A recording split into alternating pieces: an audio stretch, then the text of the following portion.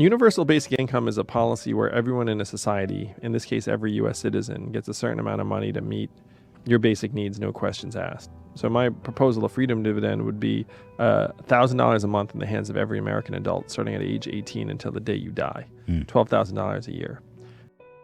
My name is Ronald Davis. I've been on the street for about a year and a half now.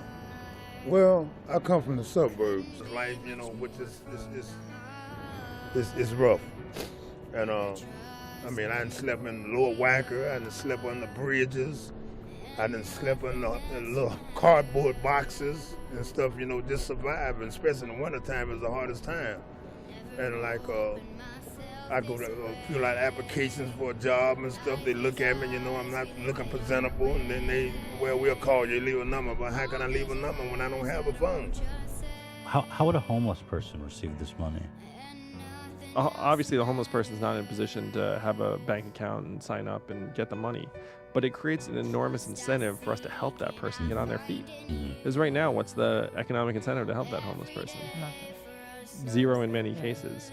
So imagine if you were a city agency or a nonprofit and you said, hey, every person I help, there's $1,000 a month in it for them, and then I'm going to get some of that. And then all of a sudden, you have much more in the way of resources to help people who are homeless. I depend on the people that's coming off the train because most of them I give them respect. Most of them like me. They come out and give me clothes and food and stuff like this here so I can survive. Give me a few bucks and everything, and I add it up at the end of the day and get me a little room for the night. And whenever I'm not fortunate enough to get the room, I just sleep in the street wherever I can. It's really humiliating to be shaking a cup 24 hours a day and people just look at you like you some kind of little bum, you know what I'm saying? I have had people to walk past me and say, get a job, bum. And I said, wait a minute, I'm not a bum, I'm a human being.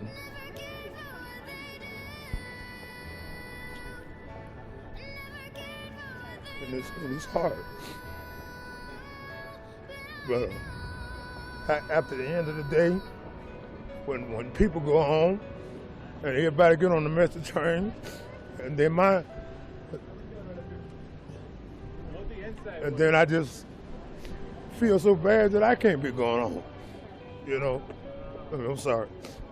Something like this would make such a big difference in homelessness because it incentivizes them to get off the streets, and it gives them an option to live with dignity. Yes, because right now the problem is that, again, if you fall through the cracks and you're homeless, like, our incentives to help you are very low. You can look at a person and tell if they gain your respect or not, you know what I mean? A lot of people look at you like you're just a piece of crumb, I had one guy walk past me and talk about me so bad, and then I just looked at him. I said, God bless you, sir. He walked past and went down the street, come right back. And he said, you know what, man, I had a bad day. He said, I'm sorry for even calling you that. He said, because I know you're a human being. He said, would you accept my apology? I said, apology accepted. He went in his pocket and gave me $30 and said, go get you a room and get you something to eat. You know what I mean? No matter what people think about me, I know I'm a human first. And just because I'm down on my luck, don't give nobody no excuse to call me no bum. Because I'm not. This would be a game changer for the level of incentives necessary to help get these homeless people off the street, and then maybe even have low-cost housing available for people over time. Because if you have $1,000 a month, we're able to get a roof over your head in many, many cases. Yeah. I mean, this is the evolution of our economy to actually work for us. And when I say us, I don't mean like people who are just, doing well. I mean the people who are struggling, or substance abuse, have problems that are putting them out in the street.